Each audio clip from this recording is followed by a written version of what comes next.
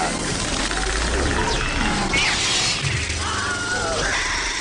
you will know my name is Malone.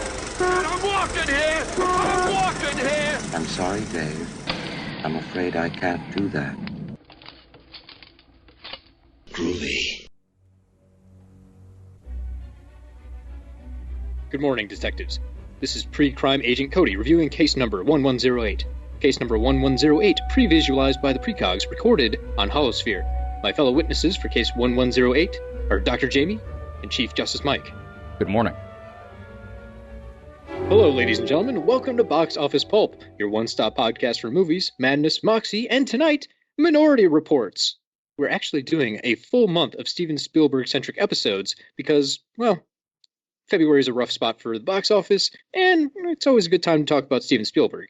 Anyways, before we actually get into talking about police states, I do have two really dumb jokes. I couldn't find a good way to segue into my actual comments, so I'm just going to throw them out now, guys.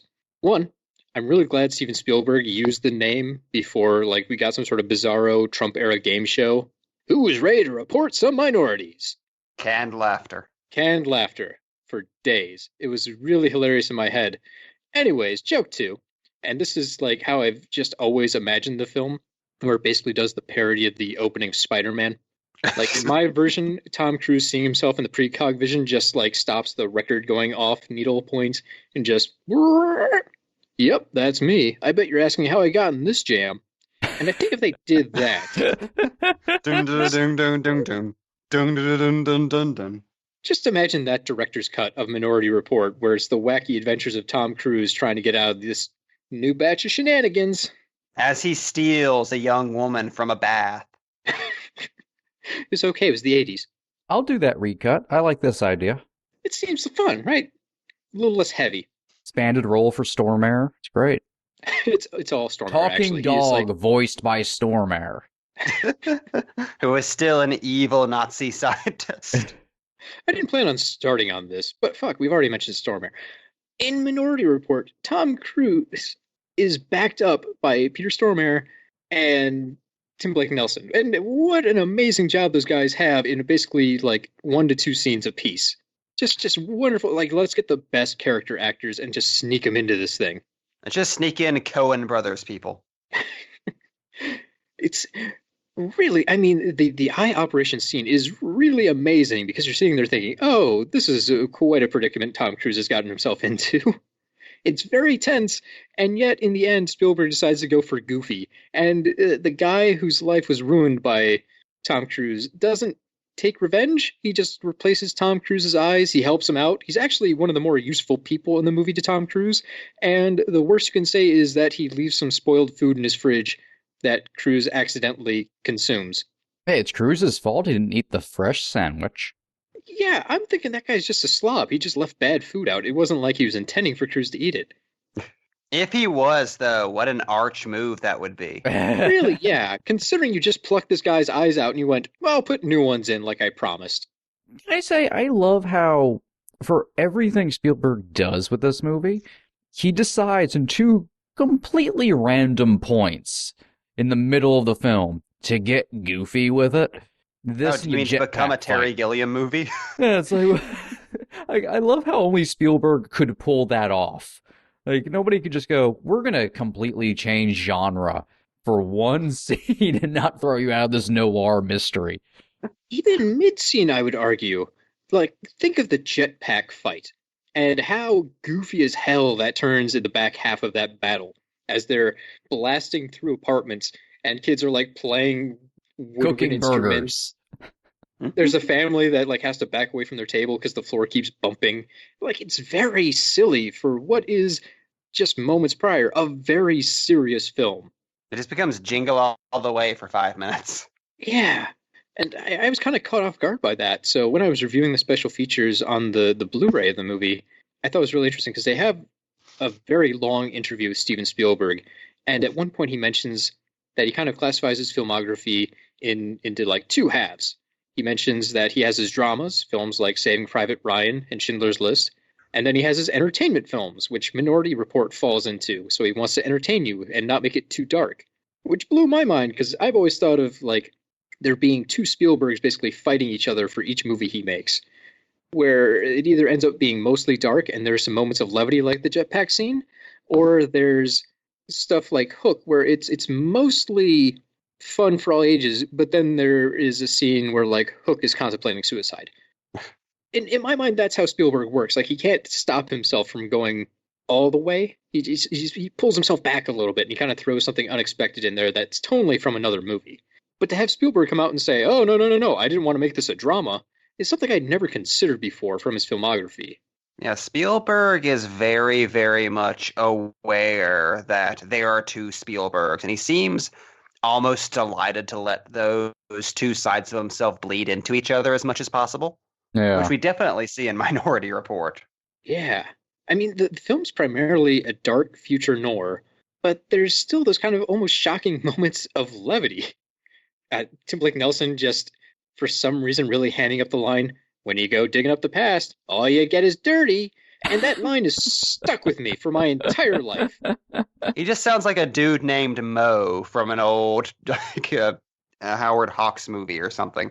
Yeah, there's moments in there that almost reach slapstick comedy level, which is very strange considering it's about an undiscovered murder and a man who has blindly applied himself to the justice system after his son was kidnapped and murdered. Well, that's what I adore about this movie. Like, I made the joke earlier about the Stormare scene just being from a Terry Gilliam movie. But really, the entire second half of this movie has this very Terry Gilliam grotesque sense of humor that I've never, ever seen from Spielberg before or since. And this is a movie from the director of the BFG, where a cop jogs out onto a bridge at night to receive drugs from an eyeless homeless man so that he can take them and forget the memory of his dead son.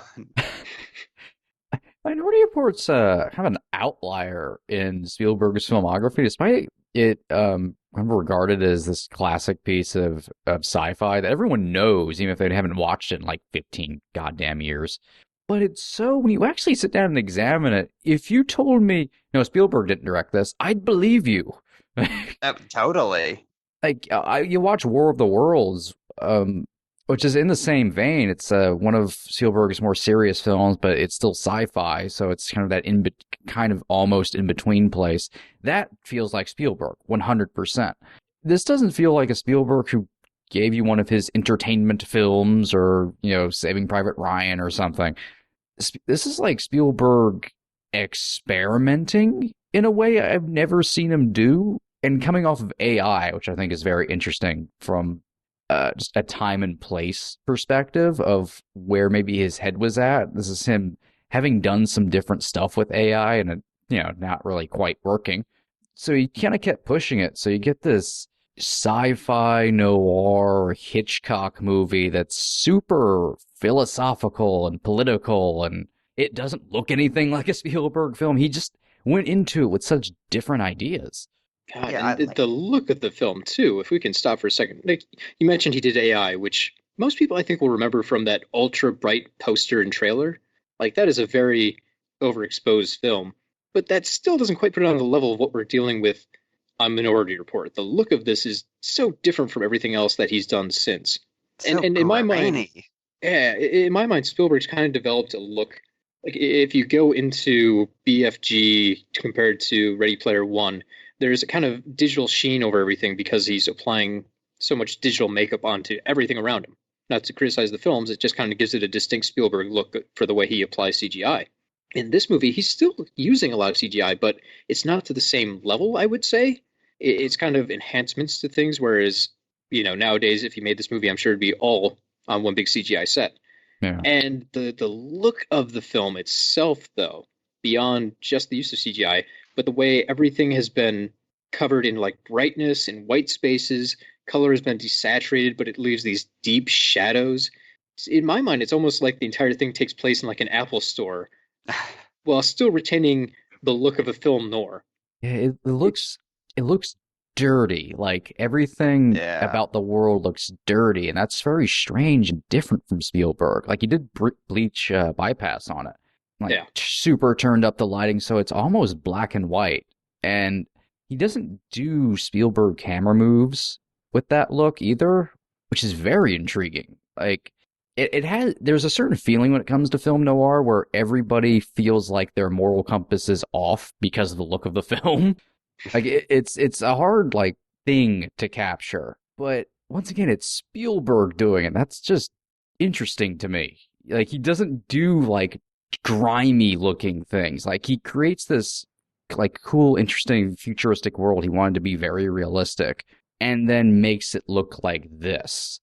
Yeah, I kind of view this whole like early 2000s period in Spielberg's career as his big artistic midlife crisis.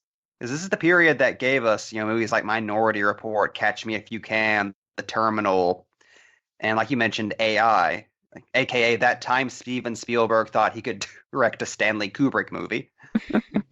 Spielberg seemed kind of fed up with Spielberg at this point, and he seemed to definitely be throwing everything he could at the wall to just see what interested him again.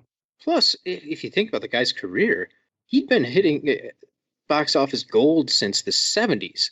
He had Jaws, and he's got E.T. and the Indiana Jones series. There's so much he's contributed to cinema for like a 30-year stretch at this point. I imagine he's got to get a little tired of that and do something different at points and want to kind of branch out. I think, yeah, and thinking about it, besides stuff like Schindler's List, we kind of started getting to more serious Spielberg with things like Munich and Saving Private Ryan around the late 90s. So it was a little bit of a transitionary period for him. Although he could have added jetpacks to Saving Private Ryan. That really would have improved the levity. Earn this. Hey, we never know. He did go back and, add flashlights and walkie-talkies to E.T., so we don't know what some kind of special edition for Saving Private Ryan will be like. Or Munich. In today's political climate, we can't have all these Nazis. They're replaced with angry BFGs. Oh God, it's like a Lord of the Rings Ent War. I want to see this version. One last comment about the look of the film, though. I know this is a cheap source and it's just sitting around on Wikipedia, but I love the phrasing of this. Elvis Mitchell of the New York Times commented that the picture looks like it were shot on chrome caught on the fleeing bumper of a late 70s car, which is such a wonderful way to describe the look of Minority Report. I really love that.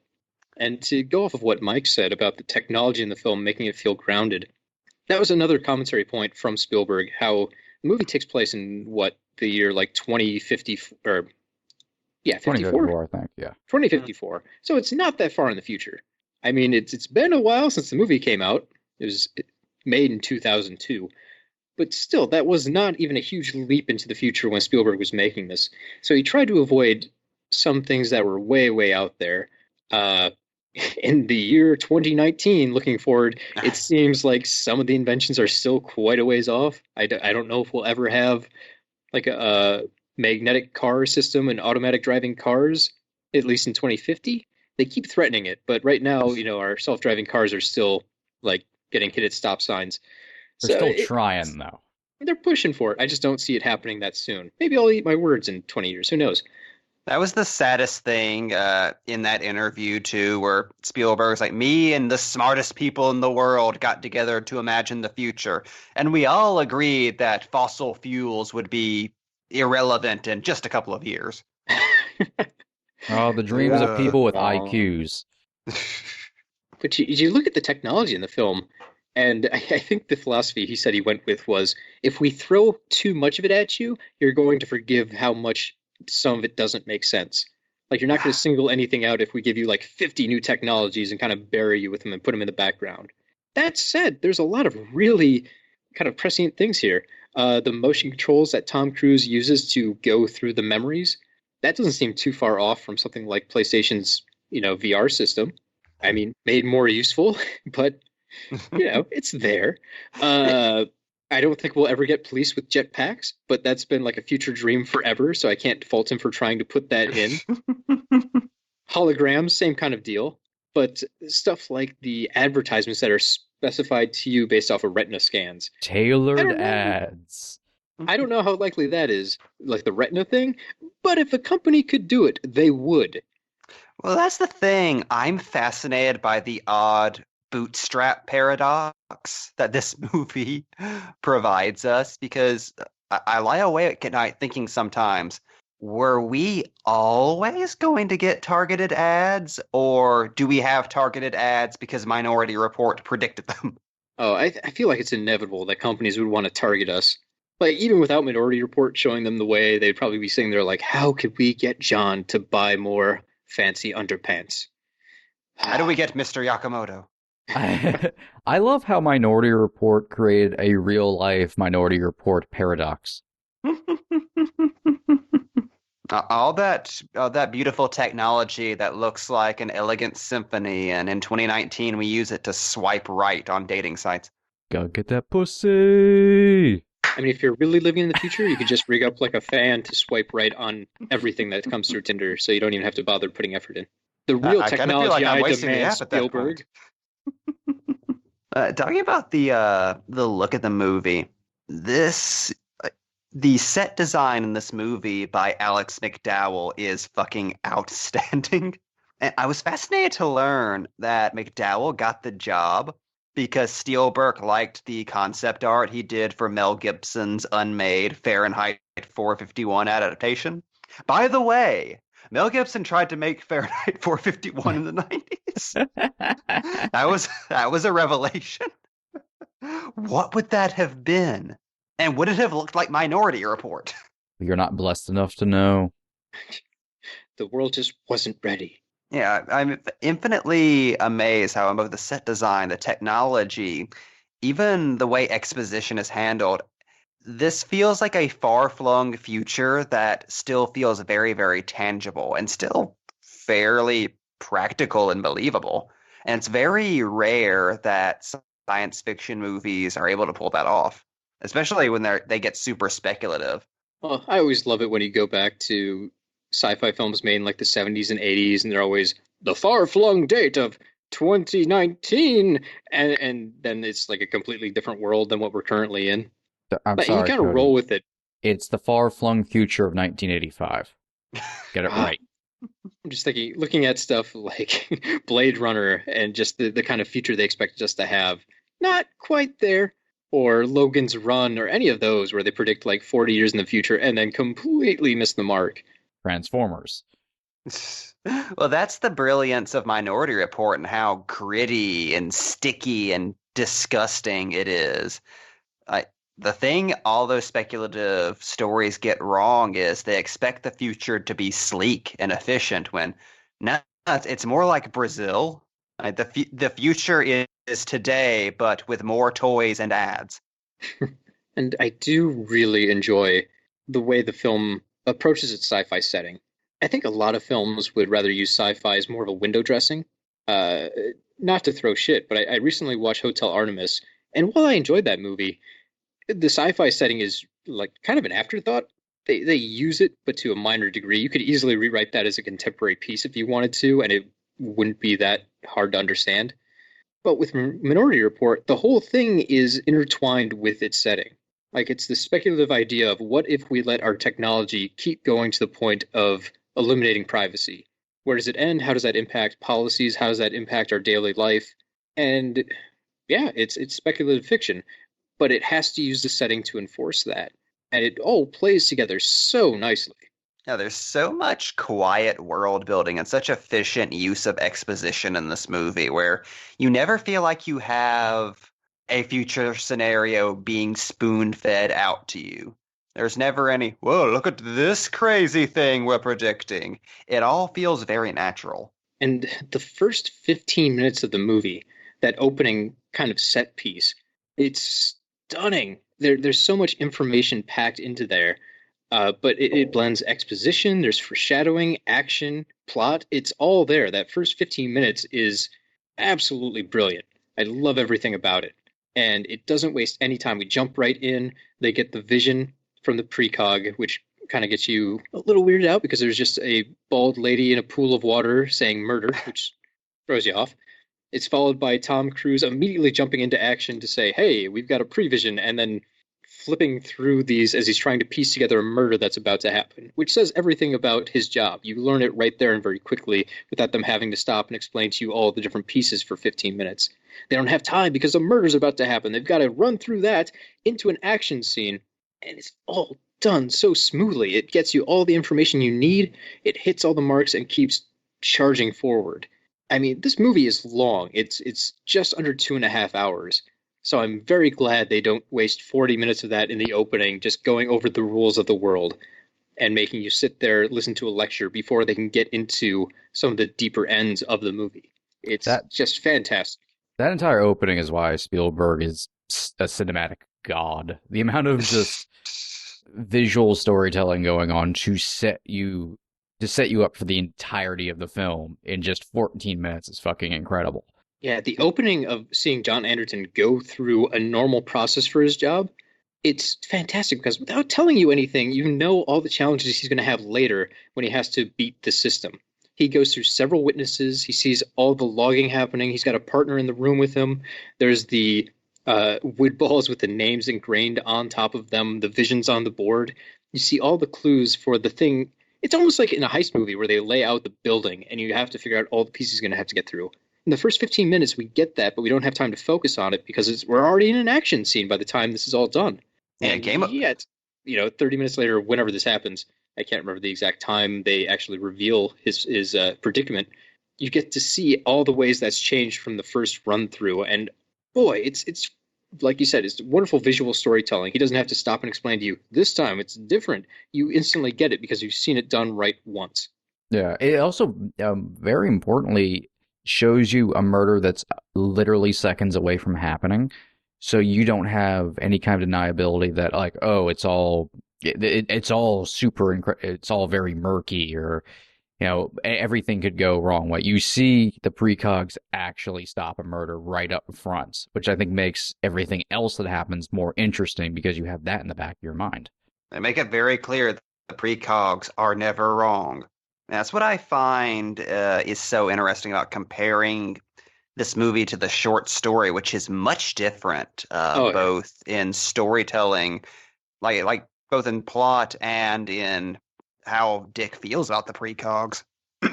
No one really wants to adapt Philip K. Dick. Not page for page.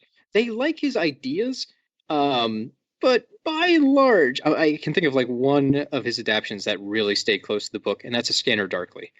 And that one didn't light the world on fire box office wise either. So it might be interpreted that audiences don't care for his ideas writ large on the screen, or specific philosophies, I should say. I mean, obviously they love his worlds. I'm just disappointed that Minority Report, the short story, is just called Minority Report. And not, we'll save that murder for next Tuesday or something. We can get them for you wholesale. The future.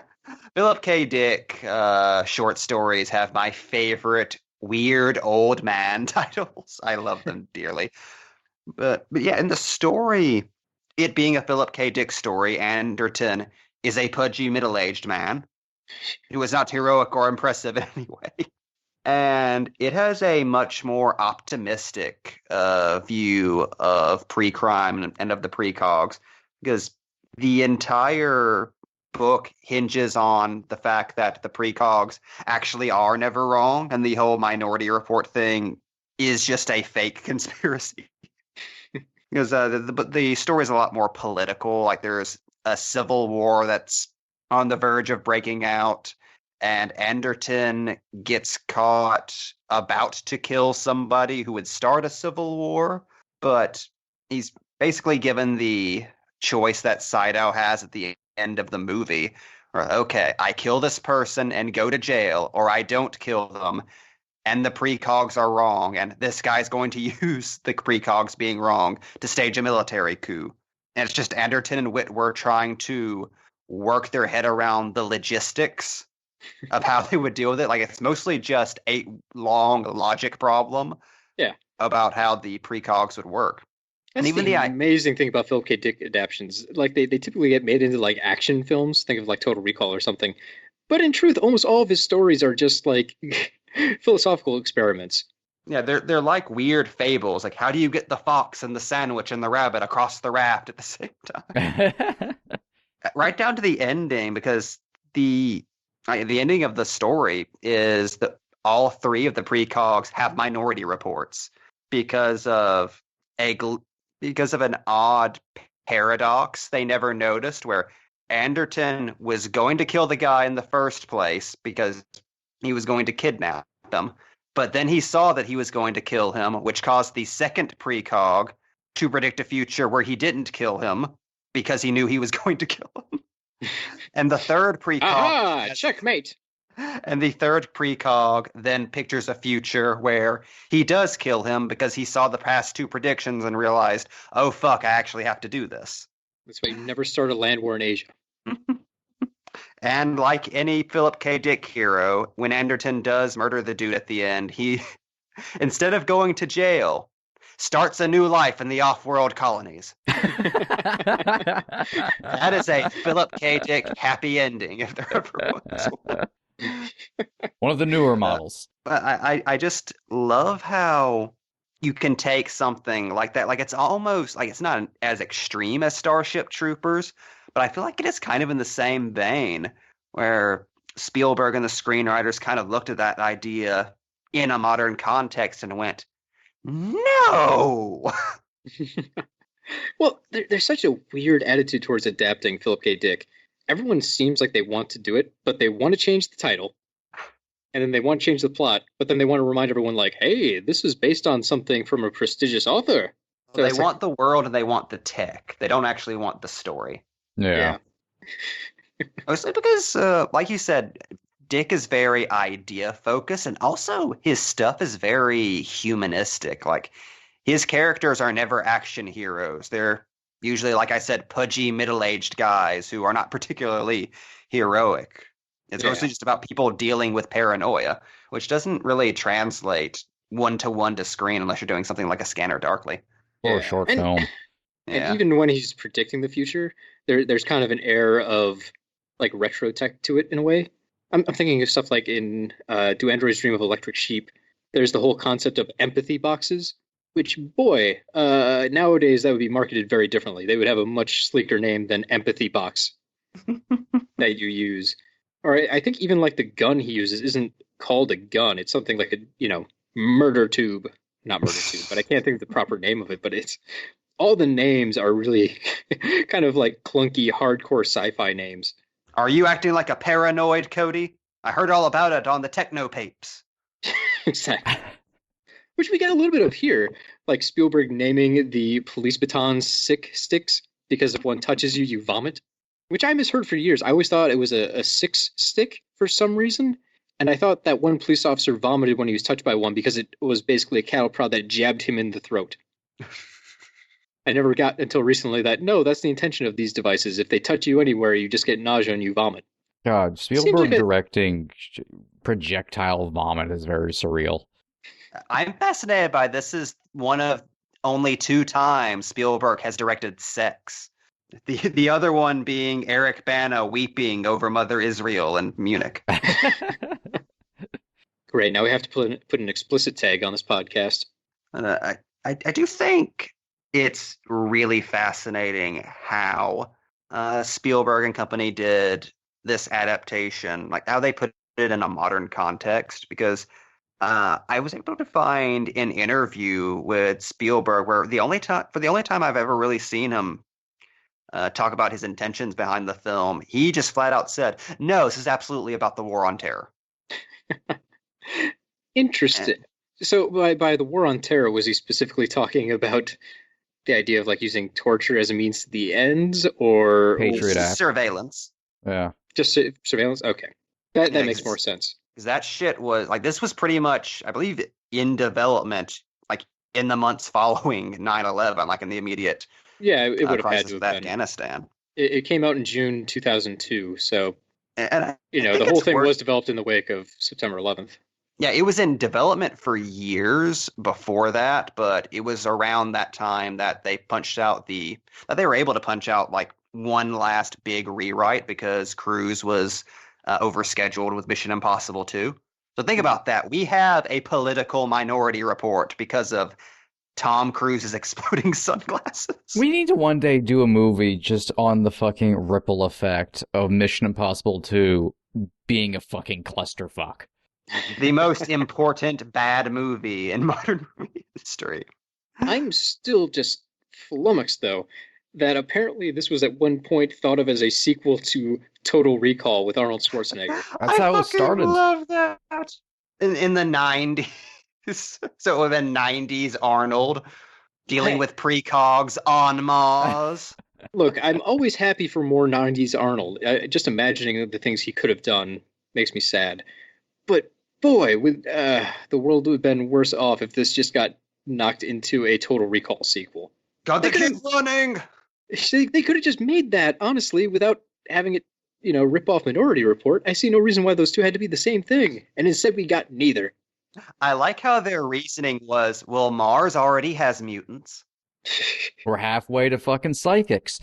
What I love is you look at Total Recall and go, well, clearly to sequelize this, we need another Philip K. Dick story. Because we don't want to go too far away from the original tale of this. Also confusing, though, because Philip K. Dick wrote so many stories. The man was a writing machine.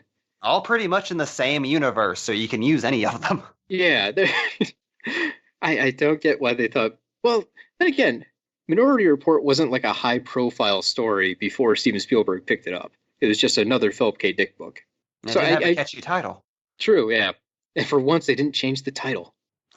Out of curiosity, how many times have they changed the title of his adapted works? Like, I feel like the Adjustment Bureau... Almost all of them. Yeah, I feel like the Adjustment Bureau probably wasn't called the Adjustment Bureau in book form. Oh, yeah, Blade Runner was one of the more insane changes. I like how Ridley Scott just said, I bought the rights to this thing. Why not? I mean, Something Blade Runner sounds cool. It sounds cool. It's definitely way more catchy than Do Androids Dream of Electric Sheep. Although I like the character involved in Do Androids Dream of Electric Sheep. I'm convinced that Blade Runner was settled on for the same reasons Marvel went with Secret Wars. Oh, these are two terms that are trending well in the 18 to 25s.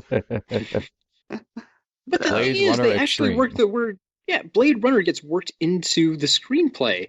It wasn't like they just changed the name at the end. So at some point during pre-production, Ridley Scott got the idea in his head, no, I need to take this other name for like moving surgical equipment and stick it onto this movie. Which, neither here nor now. It's just such an insane idea that worked. Maybe that was just in his head for a while. Maybe that was the original title of Legend. I feel like he bought the rights to that story, realized he didn't want to make it, and then he's like, fuck it, I gotta do something with it just so I get the money out of it. Jesus, what an evil version of Ridley Scott lives in your head. But, I mean, if I paid $10,000 for a name, I'd probably use it randomly too. The amount of money you spent on Tales from the Bop. But to return just to the setting and the climate around it for a moment, I think it's important to point out that we have a tendency to think about the modern surveillance state that we're living in right now as something that sprang up just overnight after September 11th. But when you really look back, those skiers were already beginning to turn in the 90s. Only instead of being paranoid about terrorism, we were still paranoid, pants-shittingly paranoid about crime. Were you going to say terranoid? Oh my God, can we make that? I don't know what it is, but can we make it? It's a wonderful name. I mean, I'm going to copyright it now. I'm going to copyright that and then sell it to Ridley Scott as a name for actually his story about a guy who sneaks medical supplies across the border. From New World Pictures. But that's what I think is fascinating about Minority Report is it's very much still a movie about Dick Cheney's America, but it's from so early on in the war on terror that the fears it's addressing are of domestic violence and stranger danger, fears that were still very close to home and of the 90s, which works out marvelously for the movie, I think, because I feel like at the time people were much more receptive to that. If this movie were the precogs stopping terrorist attacks or something in 2002, I don't think the audience would have had any idea what to do with it. We were still learning to be terrified on a global scale. I think in 2002, if that movie had come out, this would have made way more money. It did good, but just imagine if it was an oorah, get those terrorists with our precogs. I feel like this would have made a lot of money, and then no one would ever talk about it again. Well, I think it would have made so much money because it would have ended with the anti-terrorism team being disbanded for being a horrible idea. Oh, no, no, no. Yeah. They would have switched that whole concept. They would have stuck with the precogs are good. They're the reason we got Bin Laden. I don't like this version of the movie you're pitching. No, it's terrible. But boys, we're going to make bank once we invent a time machine. Just don't like- American flags everywhere. Yes, I don't like the film ends Zero on an Dark American Minority. flag. Oh God. I don't think that's a great title. Feel like that one doesn't have the same zing as Terranoid. How do we get here? How do we get to racism? Boy. Okay, let's pull back a second here. This is something I'm really interested that goes a little past the surveillance state thing, but the concept of religion in a sci-fi movie. Every once in a while you get it, but with this one, I didn't know what to make of it at first. You know, when I first saw the movie, you just kind of put it aside and just think it's a character quirk of the film. You know, there's stuff like Danny Whitwer and his rosemary beads that are featured very prominently. You just kind of think, oh, well, they just want you to know his character is Catholic, whatever. But on the repeat viewing I did to prepare for this episode, it all started to make a lot more sense to me. You have just different scenes like the other cops telling John Anderton that they feel more like clergy than cops. And there's the idea that this is kind of a temple or a shrine, and these are goddesses in some way, and people worship the precogs. That idea is kind of firmly planted in there that what they're doing isn't justice in a legal sense, it's justice in a divine sense. And as such, the people that go through and carry out the will of the precogs aren't normal people. They're special people. They're above the law, and they can do what they want. And I think you see this idea quite a bit in John Anderton. I mean, he's a cop in a surveillance state, and yet somehow he gets away with doing drugs all the time.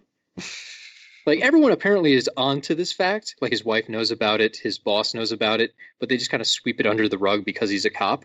There's those kind of moments. Or just like when he goes in to talk to Tim Blake Nelson, you know, he's told, oh, you can't take records out of here. And he just tells the guy, anything else illegal happening? And he walks away with the records. Or if you look above Anderton to his boss, Saito's character is essentially abusing the entire system to cover up the fact that he got away with murder. And more so, doesn't care if it's not always accurate.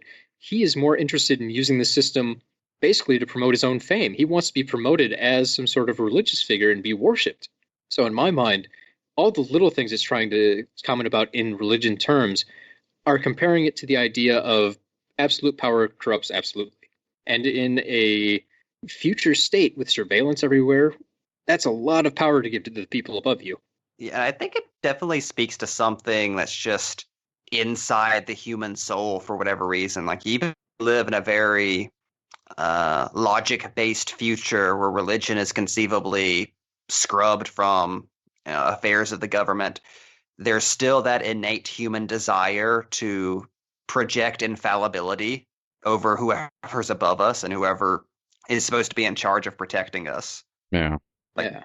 And there's one scene too. John Anderson, when he's first on the run from the police, they corner him. This is the jetpack fight. Before that fight happens, he repeats the line, "Everybody runs," about 50 times. It's I think it's the tagline of the poster. And at first you could just take this as, you know, he's just dealing with the situation by repeating a phrase. But going off of that idea that I just presented, that I think this is really more about how Anderton feels he's a cop above the law because he's practicing something divine. That line, "Everybody runs," can be interpreted as him realizing, oh, I'm an everybody. I'm not special. I'm going to run just like everyone else. I am put in the same predicament as everyone else. I'm part of the system, not above the system. Because earlier than that, I mean, we got to see John Anderson use his special knowledge of the system to basically cheat his way out of it.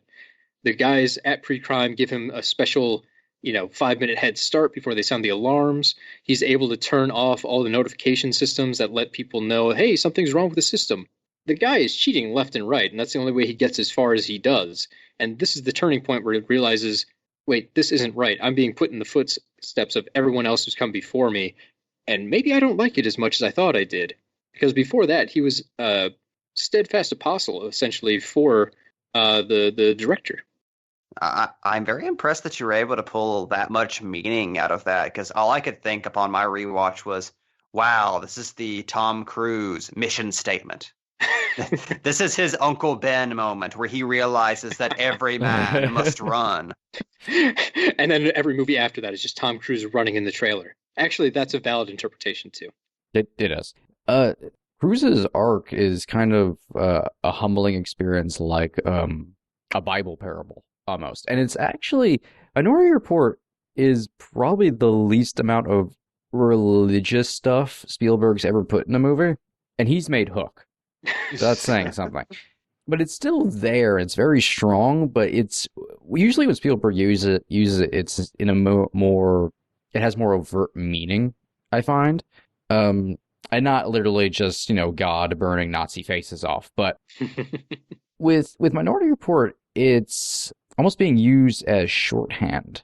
And maybe Spielberg's almost doing it more for himself in that regard, but maybe more as a way to communicate to the audience, like using religions almost using layman's terms to explain some of the more philosophical elements. Because even with Anderton, when he first sees the video of the prediction of him committing murder, you watch him process it. He doesn't immediately go into, someone's framing me or something's wrong. He believes so steadfastly in the system that it's going to come out the other side in his favor, like it's going to fix itself, like the system's not wrong. And it's very, religion's infallible. Like the faith is so strong that that's just how it's going to shake out. And he seems to be being pushed further and further as the movie goes until about the midway point where he has to finally make the choice that, okay, the system is completely wrong and I have to go outside of it and figure out what the fuck actually happened, where his faith actually falls apart. Yeah. And to add on to that, there's Colin Farrell's character, Danny Whitwer, who we're introduced to as kind of a sleazeball that we don't like. But in the end, turns out to be pretty correct about most of the problems of the system. Yeah. So he kind of does a turn there without ever becoming a good guy. We just realize, oh, he's not as bad as we thought.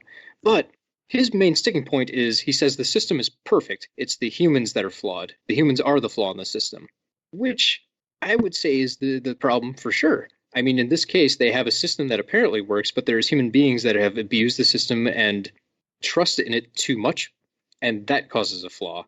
The pre-crime unit is essentially flawed because the people who run it are flawed. And the same thing I would say about religion in general. It could be a promising thing, but the people who practice it often abuse that power or use it in a corrupted sense.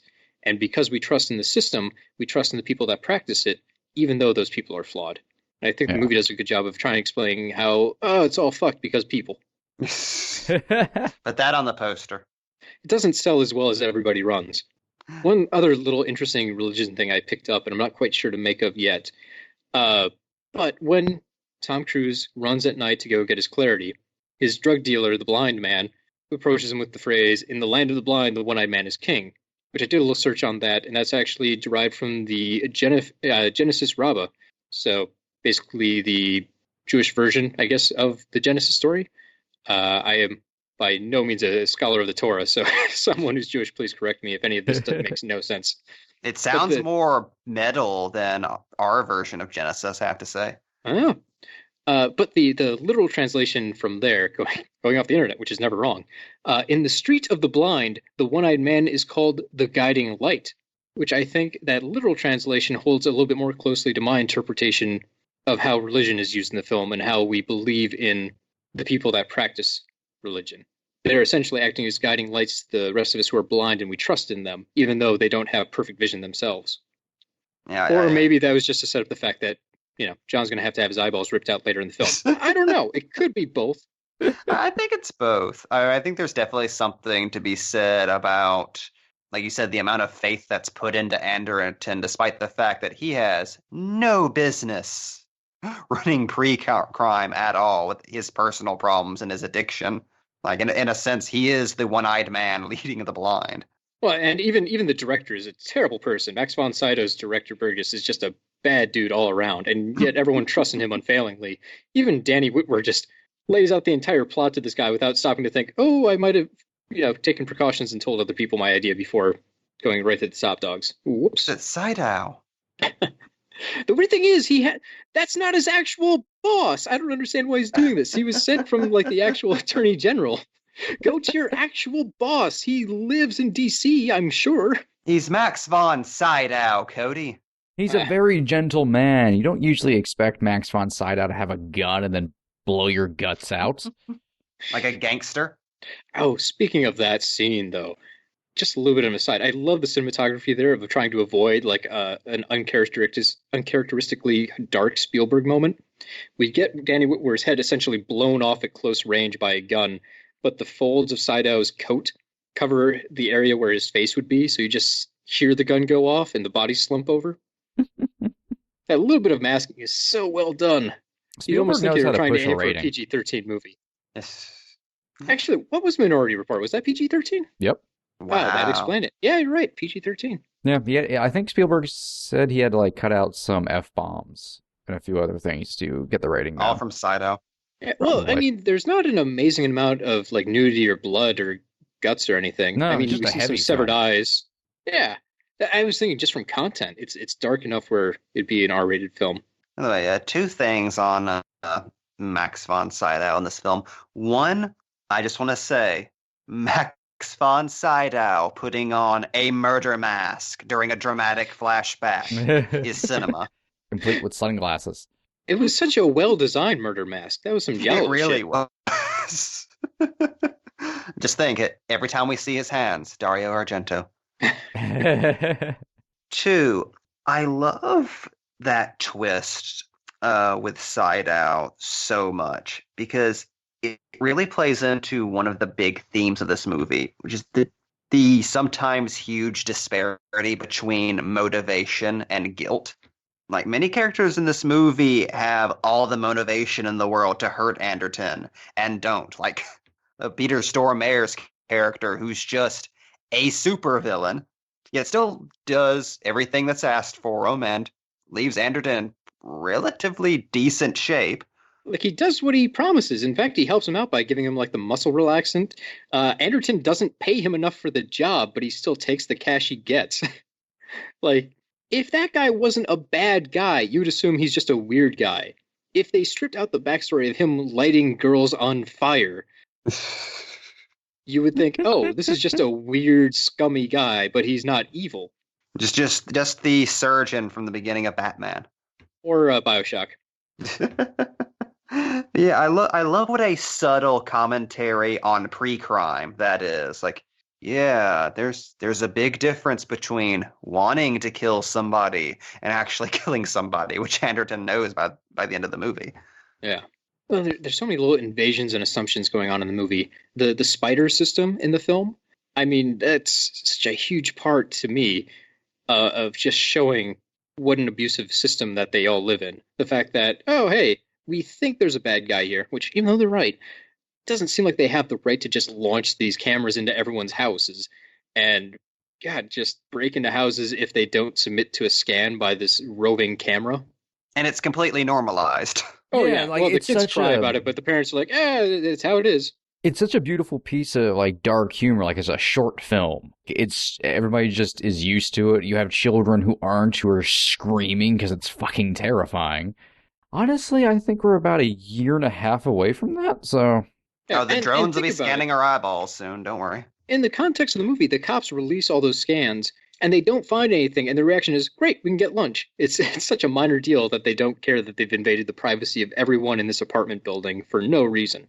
And in the context of the film, too, I find it interesting how Spielberg presents living places. Like, in the movie, when you're in the city, it's always very paranoid. Like, you don't know if the cops are going to be able to find you. Someone's on your tail. If you're in, like, the apartment houses or whatever else, bad things are happening. But as soon as you get out into the privacy of, like, the suburbs, everything is okay. The government's not in your house there. Like, his wife's house, for some reason, isn't tapped, even though the police have stopped there to check on her. The mother of pre-crime, whose character name I'm forgetting right now because I'm bad at my job, her mansion is just out by itself. There's no real high tech inside of that besides the hybrid plant she's made. You know, it's old school tea and all that kind of stuff. It's almost like Spielberg's trying to make this point about, you know, where you live in the inner city, the cops can get away with so much more with the amount of people. But in your privatized little home, that's a you know, an oasis. There's no reporting tech there. You have your privacy still when you're out in the city, out of Yeah. the city. Oh, well, two things. One, it's actually kind of true of life, like just the way the city works versus the suburbs. It's just easier to disappear in the suburbs versus a more dense city. The other thing is it's a piece of classic sci-fi symbolism. You're in the densely populated sci-fi part of the world. You know, everything's dystopian, everything's Big Brother, everything's Electric Eye.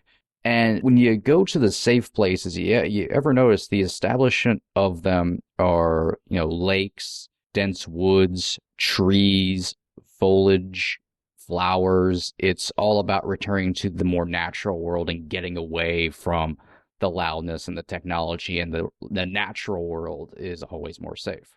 Especially in that last shot, just the absolute tranquility of that. Yeah.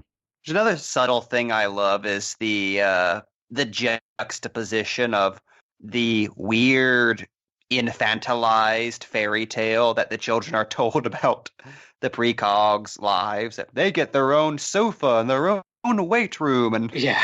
all kinds of weird 21st century stupid shit. And where they actually end up in the end of the movie is just a really tranquil cabin with lots of books. So, thinking about the ending of the movie, this was a weird little fan theory that I caught a couple years back that's kind of sad with me. And I'm assuming you guys have seen it.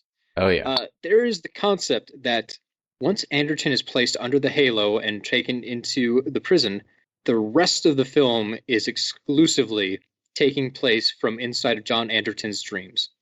This is supported supposedly by the fact that Nelson says earlier in the film, they say your life flashes before your eyes, that all your dreams come true, which is pretty much what happens. In the end, he disproves the system. He gets back with his wife. She's pregnant again. He is dismissed from all of his crimes, no question. Everything turns out pretty good in the end for Anderton. What I love about that is if that's true, that's just the end of Brazil. Right. The thing going against this, a lot of people say, is just the fact that Steven Spielberg would not pull that on an audience. Not at all, no. Like, it's not a Spielberg type of ending. And Because Spielberg's not known for his tricks. Yeah, and it's strange too, because a lot of the story really isn't told from Anderson's point of view in the first place. And it continues not telling the story directly from his point of view in the supposed dream sequence of it. That doesn't disprove anything, but I feel like if it was really his dream, it might kind of focus on him in a third-person sense instead of just having a point of, like a God point of view to the entire story. Yeah, it's not exactly the end of Taxi Driver. Yeah, so this one has never really sat well with me, but it's an interesting way to watch the movie to think that, no, in the end, you can't really stop what's going on here. You're just going to get ground up by the gears of justice. And one of the other points people have made is that one of the second to the last shots is John Anderton and his wife in their house standing in the rain as John explains that the whole crime system has gone away, which they said feels oddly dark for what is essentially a very happy ending for John. But I would argue thematically it makes a certain amount of sense because John has seen some shit. He's dedicated essentially 6 years of his life to a very wrong-headed thing that put men away for years on crimes they might not be guilty of. He's still lost his son. He's never getting his son back. And his boss and mentor had to kill himself just to make this all go away. Like, there was a lot of injustice in this film. So it makes sense that the ending would be slightly melancholy. Things have turned around, but that doesn't change what happened before. And it'd be a little dishonest for this Nora world to suddenly get dissolved into bright rainbows at the very end. Also continues the water motif. That too. Yeah. Personally, I would love if they went more noir with the ending. And when Cruise said that all of the people in the Halos were put out on the streets but monitored closely by the police, we just cut to the dude with the glasses from the opening, like in a Fleabag motel in a tank top, looking suspiciously out his window at a black van parked across the street. I like the idea that they go low tech with watching them, though. Just They've a dude suspended named all Larry technology. who has to follow him around. Flowers by Irene. I mean, that's speaking of technology. I think that also goes into why the ending isn't all rainbows and sunshine. even though this one specific case has been thrown out, the trend of the future really is more surveillance. It's not like this alone turns the tide and then all of a sudden technology will stop targeting people or the spiders will go out of use. It's really one victory in a losing war, at least in the way I perceive the technology of the film. So it makes sense to me that the ending isn't super happy because things are better, but it's a constant fight. Think of it this way. How bright and sunny is the ending of RoboCop? The ending of RoboCop is everything's still just as bad as it was at the beginning of RoboCop, in the middle of RoboCop, and about 10 minutes from the ending of RoboCop, Murphy's just okay now. It's like the ending of Minority Report is the precogs got freed, and that thing that was around for 6 years that's kind of questionable is gone now, but still the same exact world. And the bad guys won before the film ever started rolling. Although that would be an amazing tagline for like 90% of movies. Please come see our film. You'll be sad. Just the trailer is just everybody knows playing. But I should point out that we do know from the canon Minority Report spin-off series on Fox that 15 years later, the precogs were put back on the street with human partners. Now it's okay. We're not abusing them as creatures. Did you guys ever watch any episodes of that show? I totally missed it. I don't think anyone did. I mean, it was canceled after, a season? It didn't get picked up for renewal ever, did it? It's a sci-fi show on Fox. It was put on Friday nights and forgotten just as quickly. Yeah, so right. It doesn't matter. That's why I want to end all of our shows. We'll just dive into this pessimism. The bad guys won before it even started, and it doesn't even matter. This has been Box Office Pulp. Get out. But just to talk more about the ending a little bit, I do agree to maybe a point that it is maybe a little bit too Spielberg happy. I do enjoy that you can take away that the third act is just happening in Anderton's head.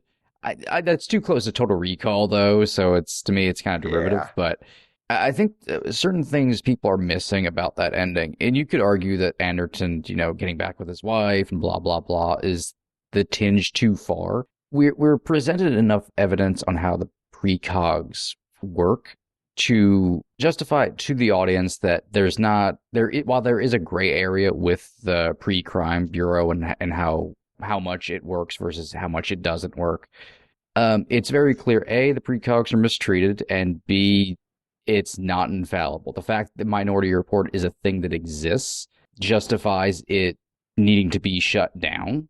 And the scene where Agatha is able to tell Cruz and his wife a possible future in which their son lived and what happened based on that shows more of how the actual precogs work and how they're able to break down the passage of time. They work more like a Goldberg machine, like everything's a snowball effect. So this event leads to this event, that leads to this event. That scene actually tells you how they're able to predict murder. And the fact she can predict something that totally didn't happen through the same means that she can predict how he was killed, how their son was killed, or how this murder happens or this murder happens, shows very clearly that the pre-crime program has to be shut down based on that. Now, that would be a very dark and arguably ballsy ending if it didn't. But it's not a super bright, out of tone ending if it is shut down, because it's based on what you're seeing. So I think people are taking it because it's not super dark that the opposite must be true. So the ending must be super like happy fucking rainbows blasting out of people's assholes. I wanted this to end exactly like Roger Rabbit. And yeah, I definitely agree. Also, I kind of feel that with a movie as bleak and grim as Minority Report, with a character like Atherton who gets put through, like you said earlier, an almost biblical series of misfortunes, the audience is kind of owed just something to relax on a bit. Yeah. Just a little bit of closure, like, okay, everything was mostly fine at the end. These characters aren't suffering incalculably anymore. Yeah, and it jives with the direction the film is going. Like I said, it's not, it's not the ending of the theatrical cut of Blade Runner or something. Like, these are the steps the film is setting up. Like, the happy ending isn't out of nowhere. It's what the film is building to and leading towards. It doesn't, I don't think it hurts the questions philosophically or politically the movie raises because it ends that way. And I don't think it even gives the questions of morality the Pre-Crime Bureau presents as a clean-cut kind of yes or no. It's just, these are the people we're seeing, and this is the ending that's appropriate for them for this story. Not to mention, there's just something beautiful about seeing those two characters officially let the past go and create a new future for themselves. Yeah. It's another thing that is a through line throughout the whole movie, the obsession with preventing death rather than living life. My real question, though, is why didn't the precogs just use their powers to win the lottery? I know, right? They could have afforded hair. 0 stars. Get it together, Spielberg. The lottery was abolished in the future. Oh, man. That's why there was so much crime, Cody. Future sounds shitty. And the only drug apparently is Clarity, which, I don't know, I think that's just like when you stick a compressed air nozzle up your nose for a couple seconds. It just sounds like people are snorting like dry eyes or something. Clarity is a super Philip K. Dick sounding drug name, though.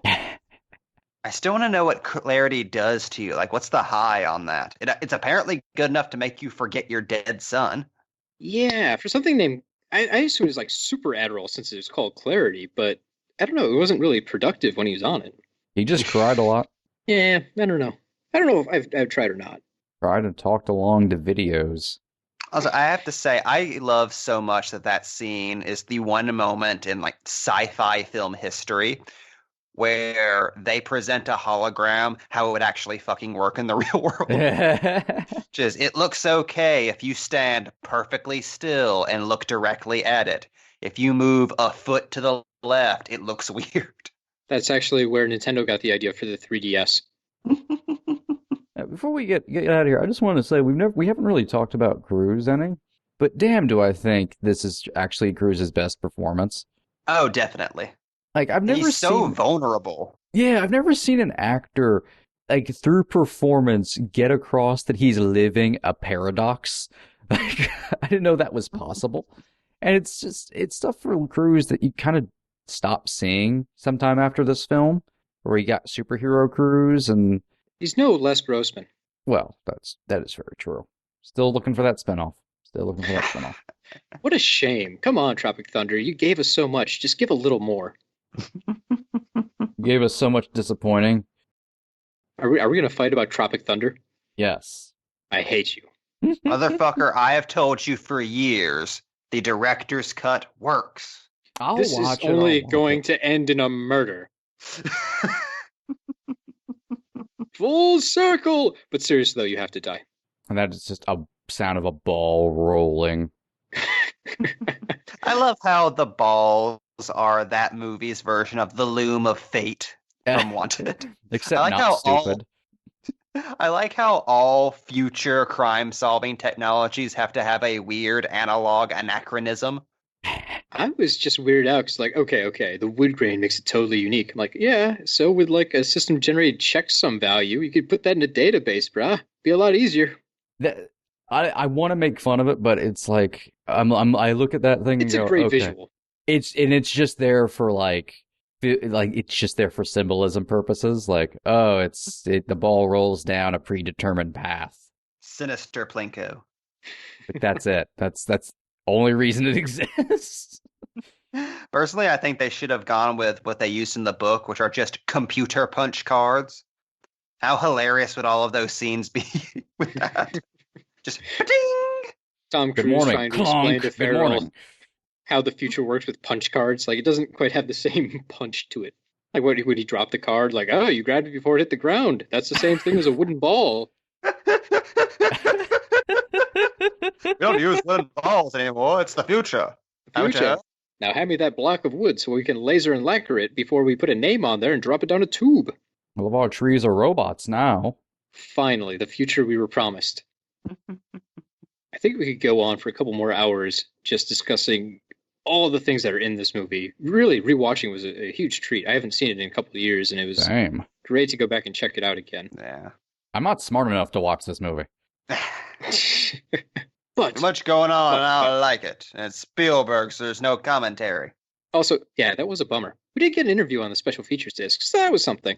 But now I have to go murder Mike, and I'm assuming everyone listening to this has to go take a nap, or possibly rewatch Minority Report. Anyways, folks, if you would like to listen to more Box Office Pulp, you can find us under the name Box Office Pulp on Facebook. We're on Twitter, Stitcher, Blogspot. I mean, if you type us into Google, we'll probably appear in some other weird places. If you want to go on iTunes and leave us a review, I would really love that. You'd be a #1 fan in my book. That has no actual monetary value, but it might feel good for a day. Maybe we'll send you something. No, we probably Maybe a will not. surprise. No, we won't, but, can pretend. How about this? Cody will buy a pair of panties, wear them for a week, and then mail them to you. Can we do this? Is this legal? I think it's definitely legal. It's just weird. Like, one, if I was going to buy a pair of panties, I would just keep those for me. I wouldn't want to send them to someone else. That's way too intimate. I'll just get it. Yeah, true. Well, folks, I don't know where I was going with this, so that's where we're at. Get the hell out of here. And remember, everybody runs. Even you. Then I point at the camera. Yeah, but Cody, can you outrun a bullet? Murder. And like that, he's gone. Good morning, detectives. This is I'm going to take a mulligan on that one because got cotton mouth. Fucking titty machine. Titty machines. And that's how the episode actually starts. That's my plan all along. I saw into the future. You saying titty machines and then taking a swing. Just parched. After credit scene right there. This is Box Office Pulp Guy, and this has been a Pulp Podcast production. Now please, please, please, put a gun in my mouth and pull the trigger and say goodnight. And now, on with the show.